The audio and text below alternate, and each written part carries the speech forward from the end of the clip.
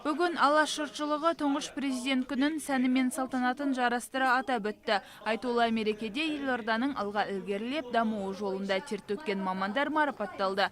Өз саласын жетік меңгергендер көп жылдық еңбектің кезекті нәтижесін көрді. Жұмыстың оңай жоқ қой. Жұмыс өзім таңдаған өрт сөндіру қызметі. Өрт сөндіру жұмысым негізі. Бүкіл жұмыстан іздік болғасын таңдады. Жұмысымдан тиянақты болғандықтан. Бұл сыйлық мен жұмысымда алдыға қарай жақсы атқарылма септіге етеді. Мен 25 жыл болды.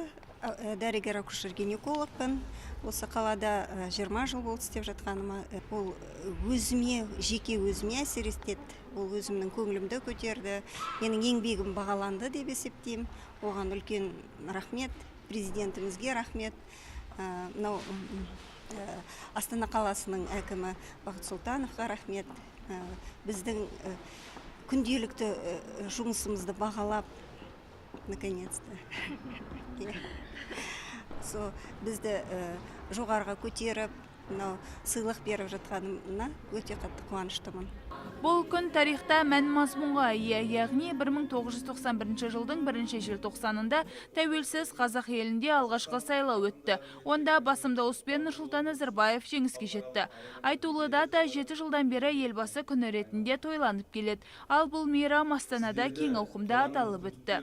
Елбасы күні ең алдымен халқымызды елдікпен, бірлікке, ынтымақпен, ырыс берекеге жұмылдыратын халықтық мереке.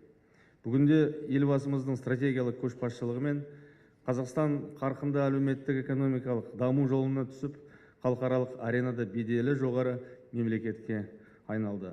Бұның барлығы мемлекет басшысының сарабдал саясаты мен саяси көрегендігінің арқасында мүмкіндік болды. Тәуелсіз елдің қазағын қалаған елбасы мен Қазақстан егіз ұғымда елдің рухын тіктеп, ұлттық кодты сақтап, дамытуда Нұрсұлтан Әбішұлының еңбегі толассыз. Өнер иелері де елбасына деген ыстық ықыласын жеткізді.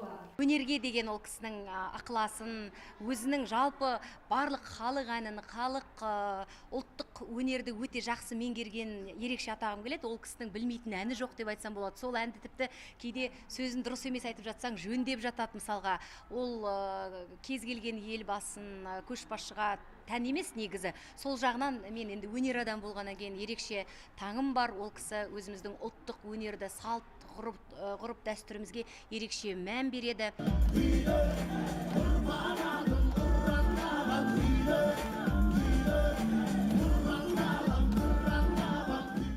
Мереке концерттік бағдарламамен жалғасты. Үздік әншілер мен таңдаулы шығармашылық ұжымдары өнер көрсетіп, елге мерекелік көңіл күй сыйлады.